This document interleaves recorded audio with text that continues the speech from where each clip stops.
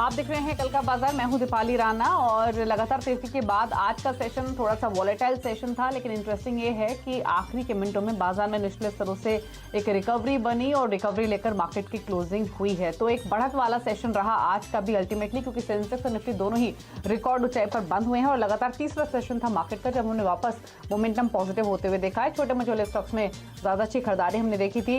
Nifty bank काफी strong momentum दिखा रहा था और अपने 9 मंथ्स के हाईस पर निफ्टी बैंक की क्लोजिंग हुई है। मिड कैप इंडेक्स लगातार 13वें दिन तेजी के साथ बंद होने में कामयाब रहा है। ऑटो स्टॉक टॉप गियर में और इनफैक्ट नवंबर की शुरुआत से ही ऑटो शेयर्स में हमने दमदार तेजी देखी है और निफ्टी ऑटो इंडेक्स अगर आप देखेंगे तो नवंबर से लेकर अब तक यानी टोटल 11 सेशंस में ऑलमोस्ट 11-12% बढ़ चुका है। टाटा मोटर्स, मत्सुबिशी सुमी, अशोक लेलैंड, एमएनएम जैसे स्टॉक्स टॉप मूवर्स रहे नवंबर की स्टार्टिंग से ही। तो यहाँ पर काफी ज्यादा एक्शन था। इसके अलावा हमने एविएशन स्टॉक्स में काफी स्ट्रॉन्ग मूव देखा। बैंक स्टॉक्स तो परफॉर्म कर ही रहे थे। आईटी, एफएमसीजी, फार्मा यानी जो डिफेंसिव थे वहां पर थोड़ा दबाव आज के सत्र में रहा। अब आज के संस्थागत निवेशकों के आंकड़े आपको दिखाते हैं। एफआईएस की ओर से खरीदारी हुई 3071 करोड़ की और डीआईएस ने बिकवाली की है लगभग 2790 करोड़ के आसपास की। तो डीआईएस मुनाफा समेट रहे लगातार, लेकिन एफआईएस की ओर से अच्छा खासा पार्टिसिपेशन हम इक्विटीज में देख रहे हैं। आज हमारे साथ प्रकाश गाबा मौजूद हैं आपके सभी सवालों के जवाब देने के लिए। ये शो ट्विटर, फेसबुक पर लाइव भी है, तो अपनी क्वेरीज आप वहां भी हमें भेज सकते हैं। गाबा साहब नमस्कार। पहले तो एक आउटलुक आपका कल के लिए क्या रहेगा निफ्टी बैंक निफ्टी दोनों पर, क्योंकि निफ्टी बैंक तो सुबह से ही स्ट्रेंथ दिखा रहा था, लेकिन निफ्टी भी फाइनली अंतिम चरणों में अच्छी रिकवरी लेकर क्लोज हुआ है। Well Deepali, good evening to you. मैं कहूंगा कि जो निफ्टी का जो चार्ट है और बैंक निफ्टी का जो चार्ट है, इन लोगों का ट्रेंड स्टिल इंटैक्ट, अप है, कॉम्प्रोमाइज नहीं हुआ। ये बात तो पक्की है। मेरा टारगेट था कि पिछले दिनों से मैं कह रहा हूं 13,107, मेरे ख्याल से वहां तक जाना चाहिए, लेकिन उसके पहले 13,000 का आंकड़ा है, बहुत बड़ा आंकड़ा है और कल वीकली एक्सपायरी भी है। तो 13,000 में जब राउंड फिगर आ जाता है तो नॉर्मली हमने देखा है कि पुट्स एंड कॉल प्ले करते हैं, तो यहां पर थोड़ा अटक सकता है। मैं नहीं कहूंगा कि इतने मार्केट तो स्ट्रेच हुआ है, इसका मतलब ये नहीं कि नीचे आएगा। कभी कभी करेक्शन साइडवेज होते हैं जो कि हम टाइम वाइज करेक्शन कहते हैं, लेकिन ट्रेंड इंस्टेंट अप है। जब तक ये 12,770 का जो लेवल है ये बरकरार है, तब तक ट्रेंड इंटेक्ट अप है। रही बात बैंक निफ्टी की, एग्जैक्टली वही हाल है। उन 29,000 एक स्ट्रॉन्ग सपोर्ट जोन है। जब तक इसके ऊपर है हमको मान के चलना चाहिए बैंक ऊपर है। हाँ, लेकिन 30,000 का भी एक बहुत ही स्ट्रॉन्ग रेजिस्टेंस है साइकोलॉजिकल। अगर वो पार कर लेता है तो आधे दिनों में शायद एक 30,762 भी देखने को मिलेगी। कब तक कहीं पर वीकनेस नजर नहीं आती, स्ट्रेंथ फिलहाल डेमोन्स्ट्रेट है। ठीक है, तो ट्रेंड पॉजिटिव है, लेकिन लेवल्स आपको गाबा जी ने बताए हैं, उन पर गौर कीजिए। अगर आपकी कोई भी पोजीशन है या फिर एक सेंस आप लेना चाहते हैं। वीडियो में आगे बढ़ने से पहले डिस्क्रिप्शन बॉक्स में जो लिंक दिया गया है वहां पे क्लिक करके इंडिया के नंबर 1 ब्रोकरेज हाउस जीरोडा के साथ जुड़िए, जहां पे आपका ब्रोकरेज 0 लगेगा और अगर लगेगा तो वो भी सिर्फ 20 रुपये इंटरडे ट्रेडिंग के लिए, मोमेंटम के हिसाब से। लेकिन चलिए बिना देरी के अब सवालों करते हैं शामिल। पहले कॉलर भी हमारे साथ मौजूद है फोन लाइन पर। यश है नोएडा से। यश नमस्कार, बताइए क्या सवाल है आपका। मैम मेरे पास 200 शेयर्स हैं एक्सेल के at 31 rupees. Ma'am I am not getting to do now because currently the price is 24 rupees approx. 31 रुपए की आपकी बाइंग आपने बताया, 24.60 पर यह स्टॉक हुआ है क्लोज, तो नुकसान आपको हो रहा है 6-7 रुपए के आसपास का। गावा साहब क्या कमेंट्स होंगे आपके टैक्स रेल पर? नुकसान है थोड़ा, इनको क्या करें भी? वेल मेरे ख्याल से यहाँ पर लगता है कि टैक्स में को जो रेल है ना, ये नॉर्मली बजट फ्रेंडली स्टॉक है। बजट के आसपास थोड़ी हरकत दिखाता है और जब बजट निकल जाता है तो उसका कोई वैल्यू नहीं रहता, ऐसा कुछ है। लेकिन अब लोअर लेवल से एक सपोर्ट है, लेकिन ट्रेंड इसमें नहीं है। हो सकता है थोड़ा अपमूव मिले, 26-27 का भी देखने को मिल सकता है। अब इन्होंने इतना इंतजार किया हुआ है, थोड़ा और इंतजार कीजिए, बजट के पहले ही निकल जाइएगा, क्योंकि बजट के पहले थोड़ी हरकत नजर आती है, क्या कुछ होगा, ऑर्डर्स मिलेंगे, उसके पहले निकल जाइएगा थोड़ा अपमूव लेकर। ठीक है, तो फिलहाल आप होल्ड कीजिए, लेकिन उछाल पर बेचने की सलाह है। थोड़ा समय अब आप दीजिए, क्योंकि बजट के आसपास आमतौर पर इन स्टॉक्स में एक्शन बनता है। प्रेम भाटिया है हमारे साथ मुंबई से। प्रेम जी नमस्कार, बताइए क्या सवाल है आपका। नमस्कार। देखिए मैंने कुछ 550 शेयर है मुझे रिलायंस के partly pay share at the average rate of 1350। Okay, तो I would like to know मैंने अभी क्या होल्ड करूं, बेचूं क्या, और खरीद करके मैंने उसका जो परचेज प्राइस वो एवरेज कर दूं। आप रिलायंस पीपी की बात कर रहे हैं और आपका जो खरीदारी का भाव वो 1350 है, राइट? एग्जैक्टली। ठीक है गाबा साहब, Reliance industries, Reliance PP top performer रहे हैं, थोड़ी प्रॉफिट बुकिंग देखने को मिली है, इनकी बाइंग ऊपर की है तो इसलिए नुकसान में है, लेकिन ये और ऐड भी कर सकते हैं, ये इन्होंने क्लियरली मेंशन किया। तो बताइए क्या सजेशन है? मेरे ख्याल से ऐड यहाँ पर नहीं करना चाहिए। लोअर लेवल देखने को मिल जाते हैं रिलायंस पीपी में, पार्टली में, तो कर सकते हैं। कहां पर 1000 के आसपास एक साइकोलॉजिकल सपोर्ट है, उसके आसपास कहीं मौका मिलता है तो वहां पर ऐड कर सकते हैं, लेकिन उनको नजरिया लंबा होना चाहिए। होल्ड कीजिए लॉन्ग टर्म के लिए। इनकी कॉस्ट 1350 है, 1000 में ऐड कर दें तो 1200 हो जाएगी। फिर होल्ड कीजिए लॉन्ग टर्म, 3-4 साल के लिए मुनाफा मिलेगा। अब थोड़ा शॉर्ट टर्म में क्योंकि इतना दौड़ा है तो थोड़ी वीकनेस है यहाँ पर। अगर 1000 के आसपास मिलता है तो ठीक है, अगर नहीं आता है तो कोई अच्छी बात है क्योंकि उसमें स्ट्रेंथ दिखाएगा। तो होल्ड कीजिए, 1000 में आता है आसपास तो लीजिए, अदरवाइज मत कीजिए। ओके ठीक है, तो 1000 के आसपास मिले तो आपको ऐड करना है, इन लेवल्स पर नहीं। फिलहाल आप होल्ड कर सकते हैं इस पोजीशन को। विद्युत है हमारे साथ फोन लाइन पर कोलकाता से। विद्युत जी बताइए क्या सवाल है आपका? हाँ नमस्कार। तो मेरा सवाल यही है, मेरा पास तो मारुति है, मारुति सुजुकी 27 शेयर है मेरा पास। तो एट द रेट 7060 पे लिया है हम। अभी क्या करना, होल्ड करना है या छोड़ देना है? यही सवाल है मेरा। गावा साहब, मारुति 7000 के भाव पर खरीदा है इन्होंने, 7054 पर बंद हुआ है, इनके भाव के आसपास ही है। क्या करना चाहिए? ऑटो स्टॉक्स तो मोमेंटम में दिख रहे हैं, होल्ड रख ले या फिर कोई और सजेशन? नहीं, होल्ड करना चाहिए मारुति। आज मैंने सुबह मारुति रेकमेंड किया था और उसमें आप तेजी भी लगी, कल भी मैंने रेकमेंड कर दिया। मारुति का जो चार्ट है लोअर लेवल 6800 और 6900 के बीच में बहुत बढ़िया चार्ट बना है, यहाँ पर स्ट्रॉन्ग सपोर्ट बना है। मुझे लगता है 7300 से 7500 का रेट है, वहां तक जा सकता है। उस जोन पे प्रॉफिट बुक करनी है तो वहां पर कीजिएगा। फिलहाल ये स्टॉक बढ़िया है, बुरा स्टॉक नहीं है। इस स्टॉक में घबराना नहीं चाहिए। मार्केट लीडर है, उसमें भी डरेंगे फिर क्या कहेंगे। इसमें जब कोई डिप्स मिलती है तो ऐड करने का मौका मिलता है। होल्ड कीजिए, don't worry. Strongly hold recommend कर रहे हैं गाबा साहब, नीचे मिले तो और खरीदिए भी। विपुल शाह है हमारे साथ फोन लाइन पर मुंबई से। विपुल जी नमस्कार, बताइए सवाल। नमस्कार गाबा जी। ये एरिस लाइफ साइंसेज मैंने 420 शेयर्स खरीदा है, 370 के दाम पे लिया था मैंने, 470 के दाम पे सॉरी, और अभी इसका 518 है। Also I bought some Bombay dyeing and CRM silk mills. तो इसमें क्या करना, होल्ड करना चाहिए कि प्रॉफिट ले लेना चाहिए या रखना चाहिए? मैं आपको किसी दो स्टॉक्स पर राय दिलवा देती हूँ विपुल जी। एरिस लाइफ साइंसेस पर गाबा साहब 470 की खरीदारी है, 518 पर बंद हुआ है, तो मुनाफा इनको हो रहा है इस पोजीशन में। और दूसरा बॉम्बे डाइंग पर एक बार चार्ट देखकर बताइए कि कैसा लग रहा है ये स्टॉक? एरिस का मुझे लगता है होल्ड करना चाहिए। अच्छा बेस बना हुआ है, लोअर लेवल से जो बार बना हुआ है उससे नॉर्मल लगता है कि बॉटम आउट हो चुका। बहुत ही स्ट्रॉन्ग सपोर्ट जोन 450 में। थोड़ी दिक्कत 550-600 के आसपास है एरिस लाइफ साइंसेज, लेकिन ये एक बार पार कर लेगा तो एक 700 का भी जोन देखने को मिलेगा। आपने इतना होल्ड किया तो और होल्ड कीजिए, नथिंग टू वरी। मेरे ख्याल से अच्छा लेवल यहाँ से दिखेगा। और दूसरा बॉम्बे डाइंग, बॉम्बे डाइंग का चार्ट निकाल लेता हूँ। बॉम्बे डाइंग का जो चार्ट है उसके हिसाब से लगता है यहाँ पर बेस बन रहा है, लोअर लेवल्स में सपोर्ट है, वक्त लगेगा। मुझे लगता है बॉम्बे डाइंग 100 और 120 के आसपास जा सकता है, लेकिन उसे वक्त लगेगा। तो होल्ड कीजिए यहाँ पर भी, डोंट वरी। दोनों स्टॉक्स को होल्ड करने की सलाह है, बॉम्बे डाइंग भी और साथ ही एरिस लाइफ साइंसेस भी। हमारे साथ अब आर.के. साहू हैं कोरबा छत्तीसगढ़ से। साहू साहब नमस्कार, बताइए सवाल अपना। हाँ मैडम नमस्कार। हाँ मैडम, मेरा क्वेश्चन जीआईसी आरी में है। मैडम मैंने आपके चैनल्स में सुना था एक्सपर्ट लोग से। हाँ मैडम, मेरा क्वेश्चन जीआईसी आरी पे है। हाँ मैडम, मैंने आपके आवाज आ रही है, आप बताइए किस लेवल पर लिया आपने जीआईसी आरी? हाँ मैडम, मैंने 110 लिए हैं शेयर 195 रुपए में। ओके, पूछ लेते हैं मैडम क्या जी मैडम पूछिए। मैं GIC, ठीक है, पूछ लेते हैं गाबा साहब से।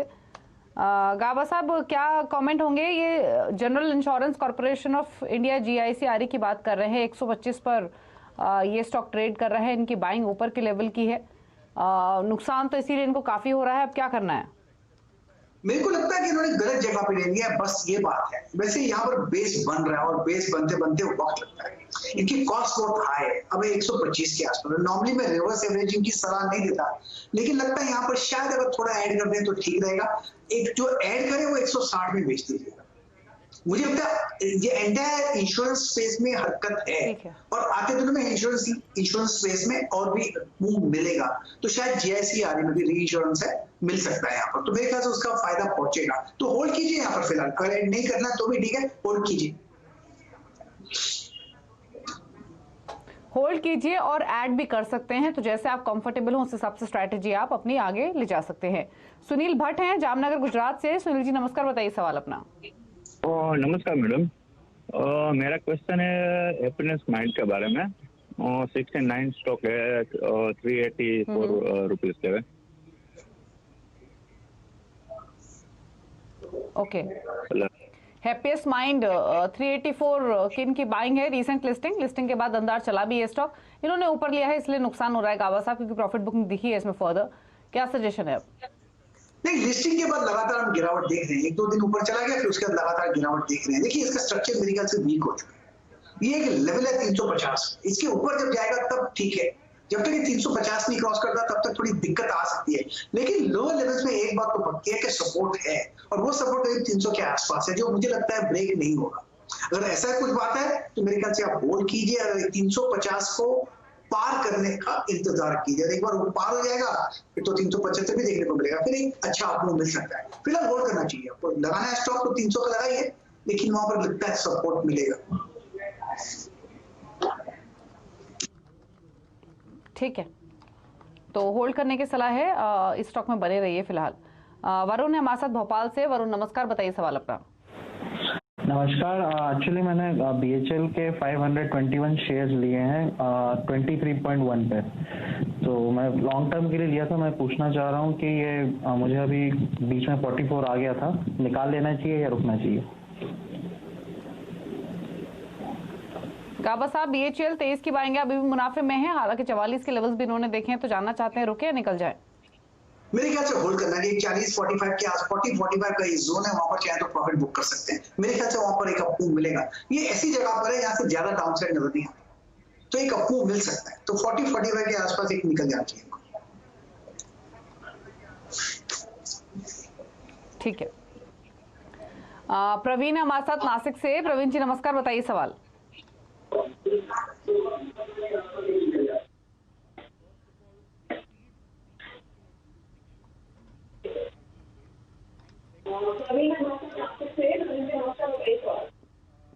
इनफैक्ट माफ कीजिए, ML मित्तल है हमारे साथ जयपुर से बातचीत करने के लिए। मित्तल साहब नमस्कार, बताइए सवाल अपना।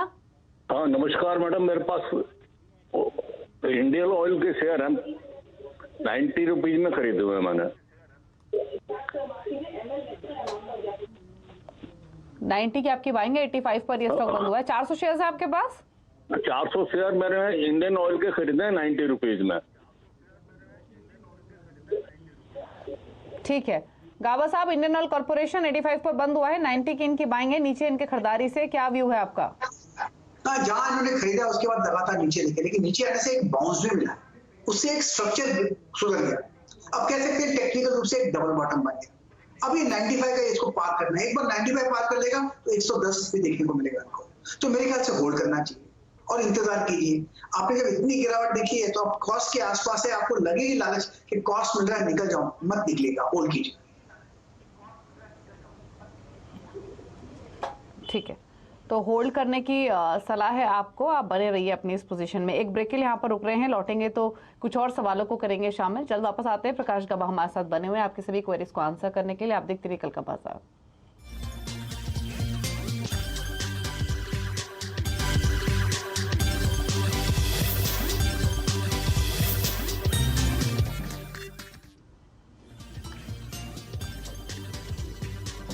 आप देख रहे हैं कल का बाजार। काबा साहब हमारे साथ बने हुए हैं आपके सभी क्वेरीज को आंसर करने के लिए। प्रवीण हमारे साथ फोन लाइन पर भी मौजूद है नासिक से अपना क्वेश्चन पूछने के लिए। प्रवीण बताइए क्या सवाल है आपका। Good evening ma'am. मैम मेरे पास IDFC फर्स्ट बैंक के 1000 शेयर है 31 के प्राइस में और डिश टीवी 2000 शेयर 14 के प्राइस में।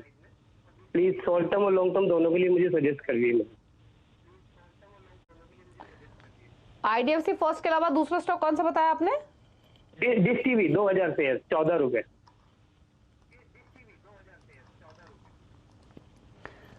गाबा साहब राय दीजिए इनको। पहला स्टॉक तो जो इन्होंने बताया IDFC फर्स्ट बैंक 31 की इनकी खरीदारी है और डिश टीवी में मतलब इन्होंने 16 रुपए पर लिया, 10 रुपए पर ट्रेड करा। 16 रुपए पर क्यों लिया? मतलब ऐसे स्टॉक जो कि कांस्टेंट गिरे हों, अंडर परफॉर्मर रहे हों, फंडामेंटल्स भी वीक हों। आप बताइए क्या कोई सोल्यूशन है या फिर होल्ड करना ठीक रहेगा? कोई और सलाह रहेगी आपकी या फिर? IDFC फर्स्ट मेरे ख्याल से होल्ड करना चाहिए। 40 के आसपास मौका मिलेगा, मुझे लगता है मिलेगा मौका, वहां पर निकल जाएगा, वो जरूरी है। रही बात डिश टीवी की, यहाँ से जितना जल्दी निकल जाओ उतना अच्छा है। स्टॉक तो वीक है, स्ट्रक्चर वीक है, जो मिलता है अपना सिंपल ले लो।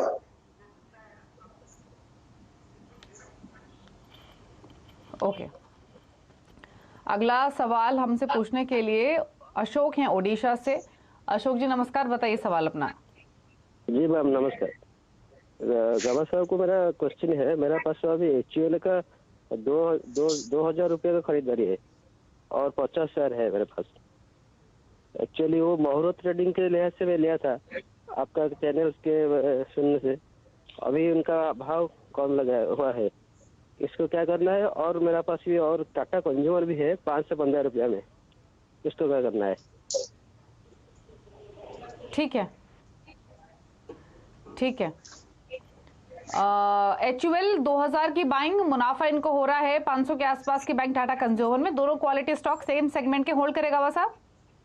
देखिए ऐसा है कि HUL उन्होंने 2000 में लिया, उसके बाद 2200 का भी जोन देखा, फिर भी नहीं बेचा। अब बोल रहे हैं कम हो गया, ऐसा 2200 से कम हुआ, लेकिन आपके कॉस्ट से ऊपर है और मुनाफा मिल रहा है, तो इतना आपको दुख होना नहीं चाहिए। मुनाफा चाहिए तो ले लो, लेकिन स्टॉक बढ़िया है, लॉन्ग टर्म के लिए भी होल्ड है। लेकिन जब मुनाफा मिलता है और आप ना लेते हो तो उसकी जिम्मेदार आप ही हैं।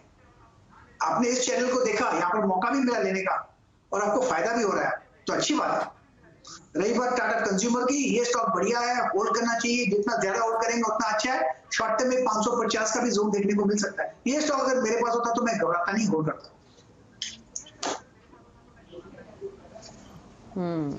होल्ड करने की सलाह है। दोनों क्वालिटी स्टॉक से बने रहिए अपने इन दोनों इन्वेस्टमेंट्स के साथ। चलिए सवाल तो इतने ही शामिल करेंगे, लेकिन अब बात करेंगे CNBC आवाज और नेशनल स्टॉक एक्सचेंज की खास मुहिम इन्फॉर्म्ड इन्वेस्टर के बारे में। निवेशकों में जागरूकता बढ़ावा देने की खास पहल है। किसी भी तरह की खरीदारी करते वक्त हम अपनी जरूरतों का खास ध्यान रखते हैं, उसी तरह हमें निवेश प्लानिंग करते वक्त भी अपने रिस्क एपेटाइट या फिर अपनी जो जरूरतें हैं उनको ध्यान रखना चाहिए। एक समझदार निवेशक वही है जो किसी की कही सुनी बातों में नहीं आता है। गाबा साहब आप क्या सलाह देना चाहेंगे हमारे व्यूअर्स को? क्योंकि एक फाइनेंशियल प्लानिंग करना बहुत इंपॉर्टेंट है, लेकिन कितना इन्वेस्ट करना चाहिए, कहाँ इन्वेस्ट करना चाहिए, ये भी उतने ही इक्वल एस्पेक्ट हैं। अपनी कैपेबिलिटीज, अपने रिस्क एपेटाइट, अपनी सेविंग्स, अपने खर्चे सबको ध्यान में रख के पैसा लगाना चाहिए। आप क्या कहेंगे? मैं कहता हूं कि मार्केट में जब आते हैं तो एक बात ध्यान से, सभी लोग आते हैं पैसा बनाने के लिए, कोई भी एक इन्वेस्टर नहीं आया लॉस करने के लिए, लेकिन लॉस होता है। ये एक रियलिटी है, ये एक सच्चाई है।